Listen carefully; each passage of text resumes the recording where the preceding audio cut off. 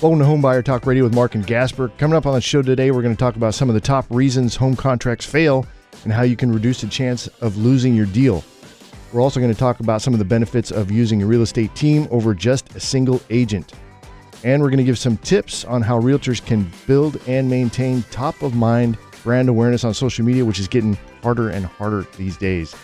In studio with me today is my co-host and real estate expert, Gasper Cifuentes. He's the founding broker of San Antonio's finest realty. Gasper, great to see you again, my friend. Good to see you, Mark. It's always great to be here. We're also joined today by San Antonio's finest realty associate broker, Noah Ballard. He's the managing broker of the Valor team. And I'd like to give a shout out to my Aunt Linda. It is her 80th birthday today. Actually, my Aunt Linda composts on the southeast side of San Antonio. She is pretty much responsible for me being here. Her son, Richard, was my first real estate broker. He's the one that got me started in the business and trained me. And without her, we're not having this conversation. So happy birthday, Aunt Linda. All right, happy birthday. All right, so joke of the day. This is something I thought might be kind of fun to do. So what word starts with an E, ends with an E, and only has one letter in it? The answer? Envelope. Envelope. Get it? It's a dad joke. It's got a letter in it. It is a dad joke. I don't know. Go to dadjokes.com and see if you can find me there. All right. So before we get going, a quick reminder that you can listen to the podcast version of this show on all the usual podcast platforms and watch the video version on our website at homebuyertalkradio.com or YouTube, of course. All right. So in a recent article put out by the San Antonio Board of Realtors Chairman Cher McCulka, I hope I said that right. The sale of your home can unravel for a number of reasons, and I'm going to give you the top 3 reasons that this happens. And I really want to get y'all, since you guys are experts in the field and do this on a daily basis, I'd like to get your feedback on it. So first, of course, buyers can change their minds, right? I mean, that's just kind of what they do. Hopefully it doesn't happen a whole lot. Next, a bad home inspection. I think this is where sellers, we kind of get a little bit afraid, right? Is this going to go bad, right? A little bit of anxiety can surround that. And then, of course, third, buyer's loan is rejected. So let's talk a little bit about buyers changing their minds. If the buyer put a termination option into the contract, they have the ability to terminate the deal for any reason within the time specified, as long as it is within the scope of the termination option. So my question to you guys, and Noah, let me start with you. Does this happen often that you've seen? Yeah. Luckily not a lot. I mean, part of our job as buyer's agents is to really instill confidence in our clients.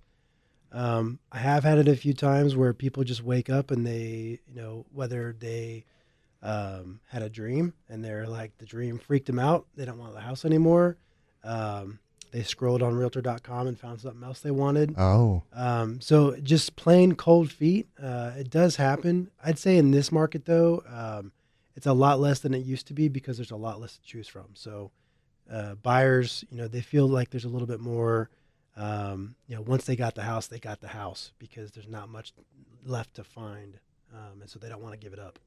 So what kind of an impact, just to carry this conversation maybe a little bit in a different direction, as far as what is the impact, the psychological impact, the emotional impact, maybe on a seller who's been like, okay, hey, we're going to do this. And then the buyer terminates that deal real quick. As far as, I mean, you've had plenty of sellers, Gasper. Sure. And that's a very good question. When a buyer decides to exercise their option to back out for whatever reason it may be, it can sometimes kind of stigmatize the property, and other people will start to think, well, what's wrong with it? Did something bad happen? Did they find something bad in the home inspection? Well, there's all kinds of issues that can pop out of that. But it's actually very beneficial to both parties. The seller, for actually allowing it as a term of the contract, gives that buyer the opportunity to, and their agent, the time to do their due diligence, to make sure that they're doing their home inspection, to make sure that they've got the professionals that need to come in and search through this home to find anything that may actually be wrong with it, because you don't want to wind up in a money pit. Nobody ever wants that. Right. And so you want to make sure you're taking the time to do it. The seller allowing those terms in the contract and the buyer, by requesting those terms in the contract, is actually very mutually agreeable for both sides to work well. I'm thinking from the seller's perspective that I'd be a little leery of somebody that maybe had to terminate for now I get it for the home inspection reason, right? But to terminate because, the moon wasn't in the right place in the sky at the time that I signed the contract, you know what I mean? Just that more, those liberal kind of ability to do that. Do you see that happening very often? I don't, and like Noah said, I don't find it in this market as much as we used to when we had, right now we're about a month and a half of inventory in most places. Back when we were about 4.5 months, you would see that more often for people to back out. So you don't see it too often. The tighter the market gets. Absolutely. The more apt people are to start putting these types of things in. Yeah, they'll put that off when there's not as many options sitting on the table out there. Okay, awesome. All right, so when it comes to a bad home inspection, I think this is the one that we're all familiar with, right? Like the foundation's not good. You know what I mean? All the windows in the house need to be replaced, or whatever. Give me like maybe Noah the top one or two things that you've seen within your career where somebody will find something and that breaks the deal for them. Yeah. Foundation is probably number one. And cracks that look like they might be from the foundation. That's one of those things that scares everybody. Yeah, it scares everybody. Even if they're, and not getting too much into it, but there's different types of cracks that mean different things, right? But any buyer, especially first-time home buyer, they go in, they see cracks, they just think cracks. It's like cracks in the ceiling in the walls. Right. So there's cracks where like drywall separates because the house moved. Sure. That's normal. But buyers go in there and they see it and they go, especially if they don't know what they're looking at, they freak out. Okay. And so, yeah, any type of cracks, foundation cracks, and really, that's the biggest one. I think electrical is scary to people because, I would think plumbing would probably be like one of those that would really freak people out because especially if you got a 2-story house, you got a bad water heater or something on the first floor or the sink's leaking or whatever. It seems like that'd be pretty scary. But what's an example of maybe an electrical issue that pops up? People are like, Yeah. So I actually had one last month. The house was built in 1940, I believe it was, and had all the original electrical. But the buyers had swapped out all the outlets to make it look like it was 3-prong. Oh. So none of the electrical outlets were grounded. Oh my gosh. Yeah. So we had an electrician go in there and he was like, yep. He's like, you plug anything in here, it could get fried, that kind of stuff. So that was during the home inspection. Yeah. Yeah. And we took it a step further, had an electrician go out there. My client still ended up wanting the house. So he got it and he got a good deal on it. But, well, that's just, can't you get into negotiation there? Yeah. Right? That's what absolutely. we did. That's what we did. Yeah. Cool. All right. So, and then third, the buyer's loan is rejected. So Gasper, give me your thoughts on, obviously I think the buyer's probably going to be worried about this too, right? Talk a little bit about your experience with loan rejection and maybe the psychological impact that it can have, but also does it hurt the property as well? I wouldn't think it would, but I don't know. Whenever a transaction is occurring and a offer is accepted, and everything starts to move down the line towards closing, dependent on the type of loan that you're using. Let's say that it's a VA, FHA, USDA, government-backed loan. There's going to be specific regulations and different things that and guidelines that are required from the lenders on those specific loans. They're not conventional, so conventionals are obviously a little bit easier, a little bit cheaper to do overall. But as they progress through, let's say that it is a government-backed loan, there's going to be restrictions that may pop up. Let's say that they need to see a hydrostatic test on the plumbing because there was some foundation work. If the seller cannot provide that hydrostatic foundation or that hydrostatic plumbing test, then what can occur is they will stop the loan. They will not fund that loan. So that would be they being who? The lender. The lender. It won't meet the requirements, and so that'll be one of the reasons why the loan will How does not. the lender become aware of that? Does the lender get these reports as well? Yeah, through the appraisal. When the appraisers come in and they start to do their work, and of course, they're pulling all the tax data and then permits and different things that have occurred on the history of this home. So title company and everyone working in unison is pretty much able to see the history of whatever's going on with the property. And then, of course, there's disclosure. We, as the seller, and the seller's agent need to are required to let the buyers know what they're getting into. That's the legal part of it. Right, but Noah, so in a situation like the electrical part, was that something that was on the disclosure, or is that something that is found after the fact? So it was something that's found after the fact. The appraiser has they don't inspect the electrical. So we basically got a little glimpse from the inspector and decided, hey, let's have an electrician just double check. And then he was like, yeah, Is that something that, in your opinion, should have been disclosed? That, to my knowledge, doesn't have to be disclosed on the seller's disclosure, because that's the age of the house. Seems like if you're not going to ground your outlets, that's something that people should know about, because that's a fire hazard. I think the part that was a little fishy was the outlets were 3-prong outlets, making it look like they were grounded. Yeah, but they weren't. Yeah. So that was where it got a little, hey, you should have, if you're going to put in these outlets, but obviously there's no way to connect it, you should have said something. Well, so in detective school, that's what they would have called a clue. Yeah. Right, exactly. All right, so quick shout out for our sponsor, Crukus Marketing Agency, who specializes in using social media to help real estate agents find new clients who want to sell their homes. If you're a real estate agent or broker looking to increase your business, head on over to Crukus.com to schedule a 15-minute demo to see how their program works and how it can help you start closing more deals. Once again, that website is Crukus.com. That's CRUKUS.com. All right, Gasper. Excellent. I'm very excited to have this next guest with us. He's a U.S. Army veteran of 6 years. For the last 9 years, he has been a law enforcement officer here in San Antonio. And he's been a member of the San Antonio's Finest Realty team for 6 years. He is the managing broker of the Valor team. Welcome to the show, Noah Ballard. Thanks for having me.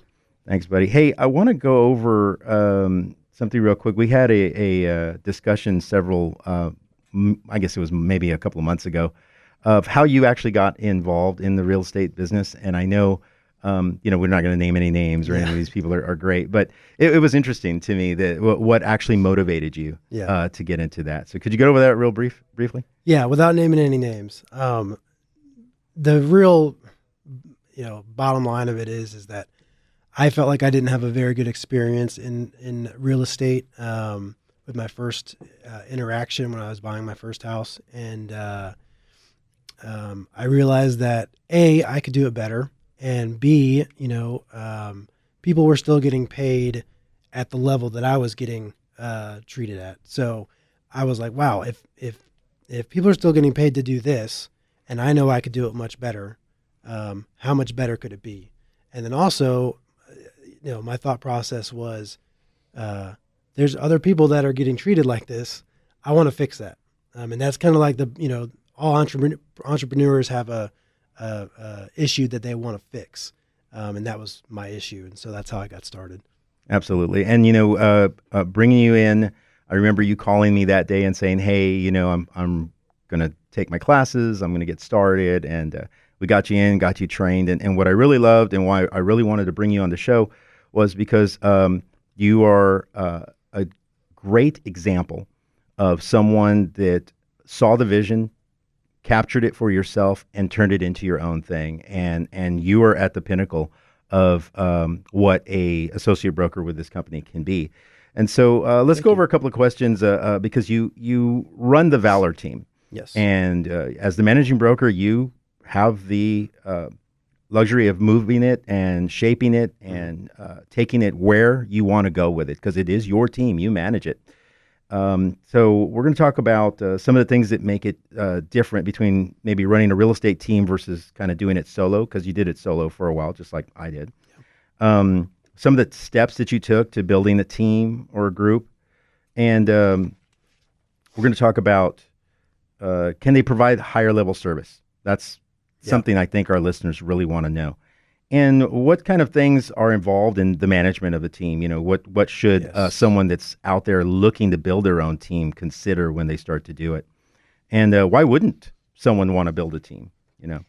So let's go ahead and work on that real quick. So, sure. What do you think is uniquely different about running a real estate team versus doing it solo? What are the differences there? Sure. Well, we talked about a little bit providing a higher level of service to the client. And there's a bunch of different ways that could happen. But being in a team or a group atmosphere, the agents and yourself, you have more knowledge, collective knowledge. You really need a higher level of expertise to maintain it and run a team. You got to be on it. You can't just slack off. You have to maintain your education, but also you basically have to educate everybody else that's underneath you, and make sure that it's done correctly, because now we hold the liability. A team or group, they provide more leverage, and depending on how your team is structured, that leverage could be a lot, it could be a little, but there is some type of leverage there. And by leverage, I mean, the ability to task out other items so we can work on something else at the same time. So an example might be if you have a listing coordinator and a transaction coordinator, both of those agents work at the same time on your listing. You have 2, 3, 4 agents working for you on one listing, versus if you're a solo agent, you're working by yourself. And a lot of people like to do that and keep the control. But I have found that by bringing in more people to either work on finding somebody a house or work on selling somebody's house, it really helps bring a higher level of service to those clients. The issue I might see there is coordinating. Mm-hmm. So, I mean, a bunch of different agents running around could be problematic, but it could also be very beneficial, but that's going to require leadership. Mm-hmm. So, to Gasper's point on, when you come in, you start forming a team, it's really dependent upon the leader to make sure that things execute well. Oh yeah, there's a lot of management involved for sure.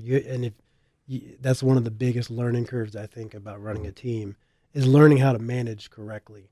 And building in systems. Systems are really important, and policies. I mean, Gasper knows all about policies. You know about policies.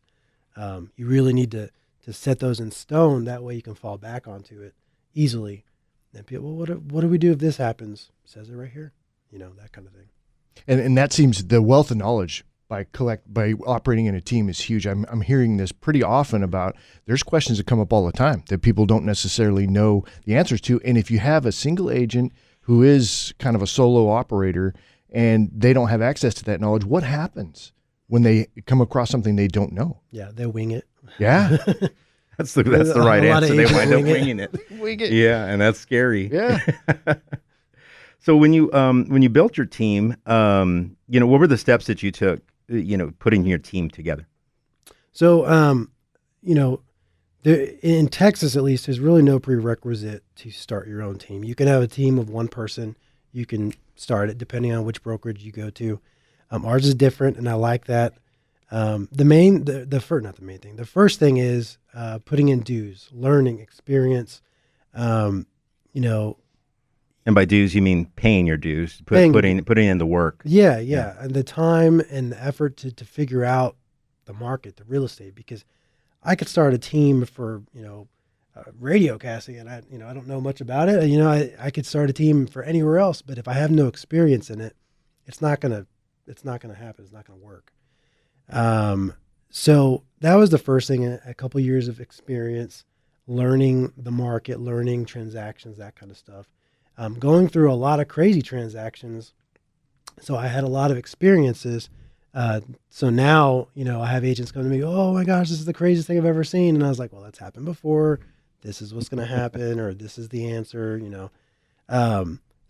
if I started a team and started management without having the experience like that, that would be, detrimental to the growth of the team. Second is formulating your business plan. I feel like that's a really big, important thing to do. Set up your mission statement, your core values, your vision, all that kind of stuff.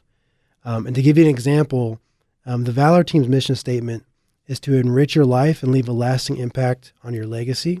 We accomplish this by fearlessly representing you with integrity, providing you innovative service that exceeds the expectation, and showing you the true form of a creative and excellent realtor. By combining these standards with our values, we'll foster a lasting relationship of trust that glorifies God. And the third step really is executing your business plan and convincing others of your dream. Because you really do have to sell yourself in a sense of let everybody know.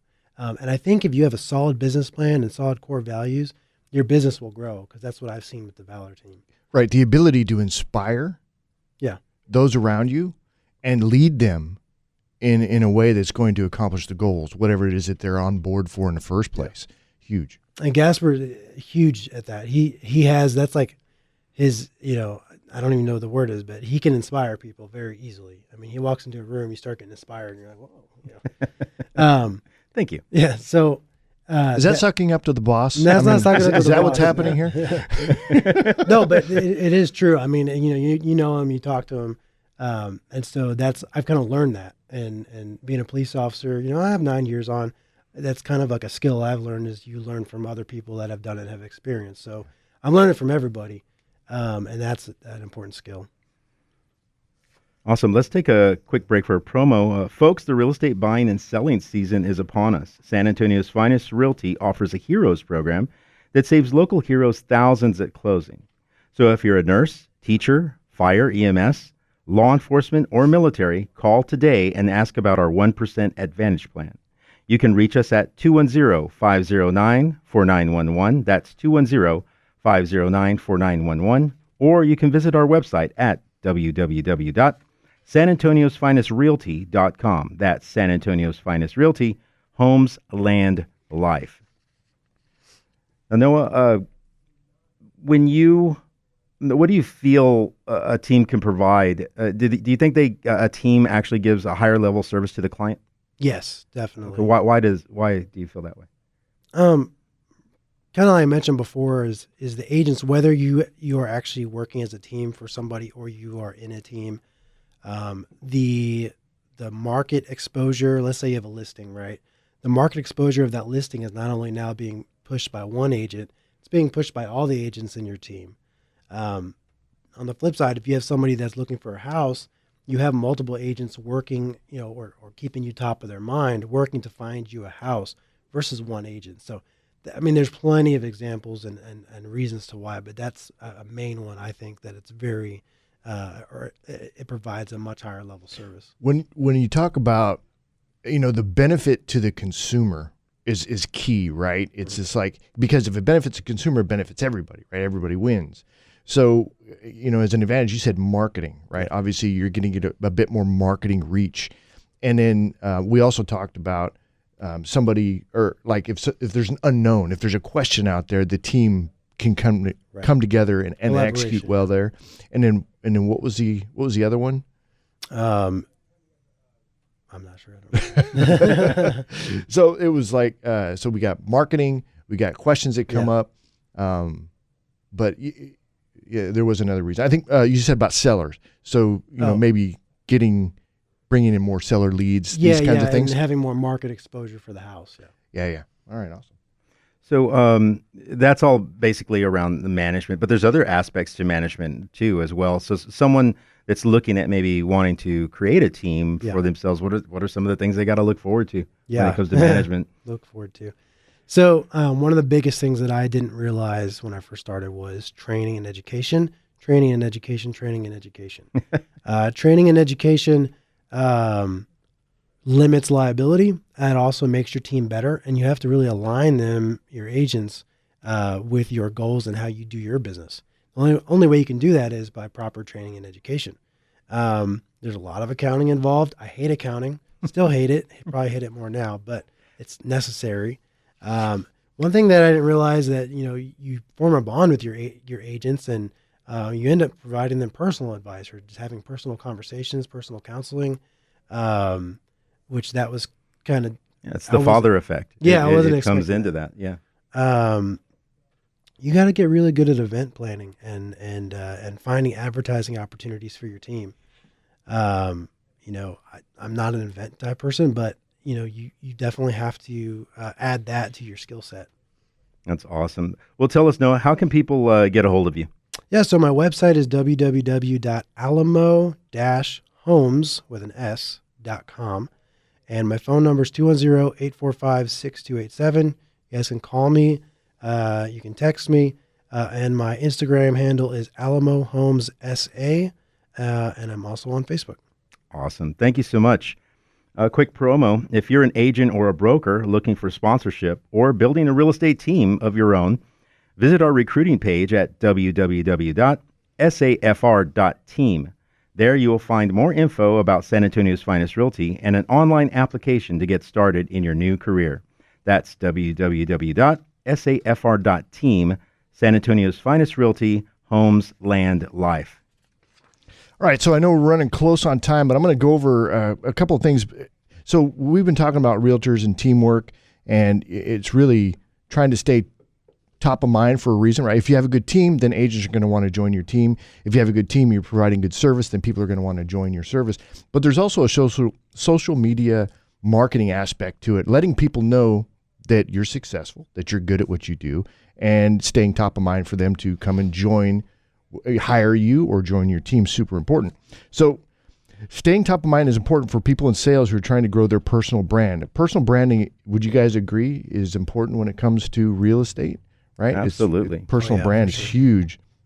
Whether on social media or in person, we can't forget about the personal side of things, right? This is a person-to-person, belly-to-belly experience as well. We got to get to know who we're working with.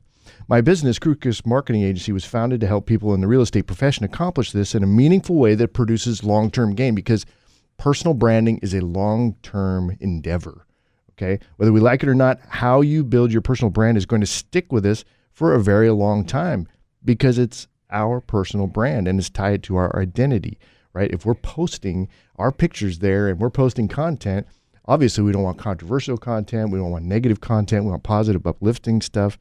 That affects us. It's tied to our identity. And we can't just walk away from it like quitting a job or getting another one, right? It's like, okay, well, I'm not doing that anymore. I'm doing it over here. Well, wait a minute. You posted all this stuff before. It does follow you. It's on the internet. It's never going away. We can't get away from it. So I'm just going to run through one because that's all I've got time for here. A quick tip that everyone should focus on if they're trying to grow their personal brand, okay?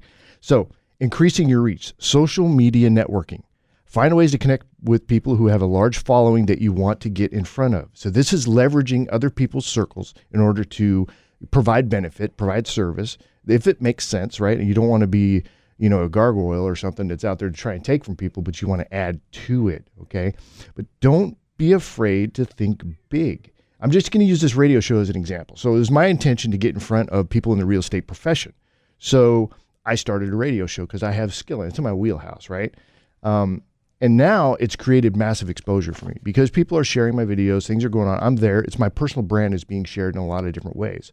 So as you guys are out there looking for ways to grow your personal brand, I would just encourage you to look for ways to get into other people's circles in a big way.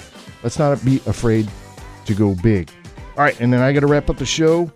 A quick reminder, check out our latest podcast on all the usual podcast platforms. You can find video versions of the show on our website at homebuyertalkradio.com.